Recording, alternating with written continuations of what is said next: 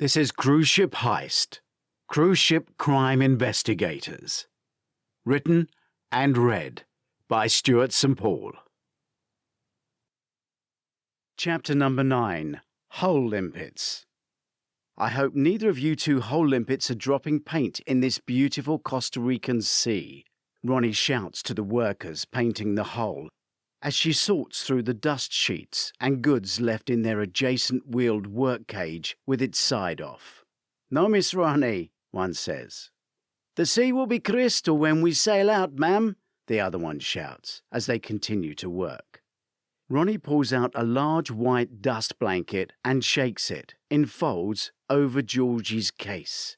Her foot against the side of the lower case to hold the cover on the lower one, she lifts the blanket with the upper case inside. I turn away and point to the hole. "You've missed a chunk," I joke, a well-timed misdirection that takes me away from the action. A distant police siren is getting louder, closer. Ronnie calmly lays the sheet in the wheeled cage and takes a second sheet.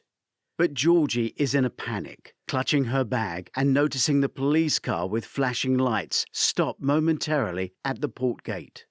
I don't need to turn. I can tell the sirens are stationary. Then the police car is let through and accelerates. The sirens have the horrifying Doppler effect, a crescendo with speed as it comes straight for us.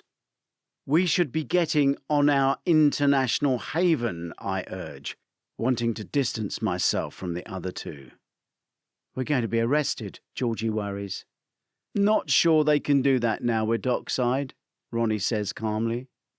"We're in South America. Assume police can do what they like," I add without turning. "Help me fold this sheet, Georgie."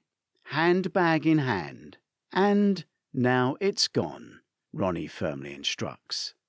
I hear various other noises which I assume relate to the cage. Then Ronnie joins me quayside. "Are you questioning the crew's work?" she jokes loudly. I point at the hole, miming, as the 3 police officers leave their car on the dock and rush down the pedestrian jetty behind us. "It was a short-lived fantasy," I suggest to Ronnie.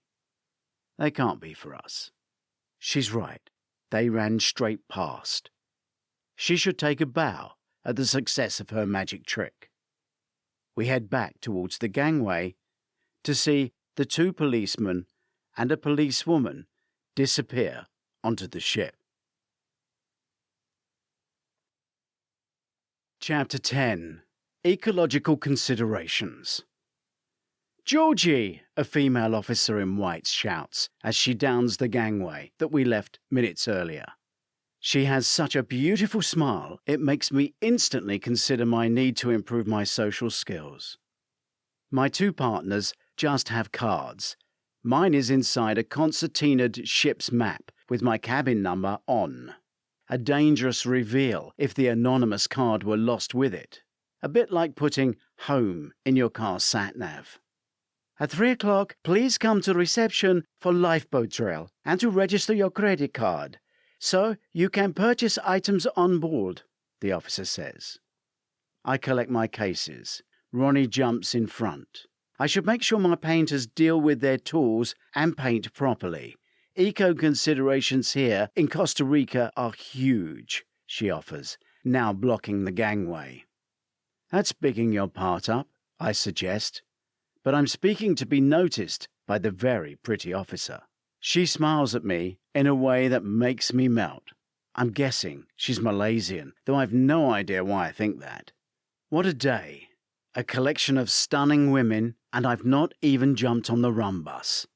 I find myself looking to see if she's wearing a wedding ring. I am human after all. I am determined to engage, rather than to retreat as I did before. Oh no. A wedding ring. Costa Rica is one of the greatest biological diversities in the world and very safe. It abolished all its armed services. Ronnie throws back as she climbs up.